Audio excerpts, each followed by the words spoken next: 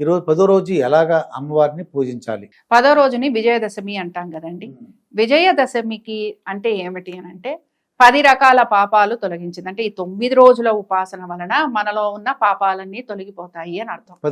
10 రకాల పాపాలు తొలగిపోతాయి. సరే, ఈ 10 రకాల పాపాలను తొలగిస్తుంది కనుక దశహర. 10 పాపాలు తొలగిపోతాయి దసరా.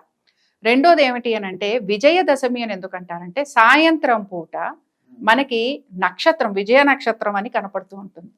అందుకని పాతకాలంలో పూర్వకాలంలో రాజులు యుద్ధాలకి వెళ్ళాలన్నా లేకపోతే ఏదైనా పని చేయాలన్నా సాయంత్రం పూట ఈ సంధ్యా సమయంలో వాళ్ళు వెళ్ళేవాళ్ళు అనమాట. అందుకని ఈ సంధ్యా సమయంలో దీన్ని మనము విజయదశమి అని అంటాం. విజయం కలిగిస్తుంది అంటాం. ఎటువంటి పని తలపెట్టినా కూడా ఈ సాయంత్రం పూట కనుక మనం పనులు అనుకుంటే ఎటువంటి మంచి పని ఏ పని అన్నా చేయాలనుకున్నాం అనుకోండి, మనకి ముహూర్తం లేదు, అసలు ఈ 9 రోజులు కూడా తిథులతో కానీ ముహూర్తాలతో కానీ సంబంధం లేదు,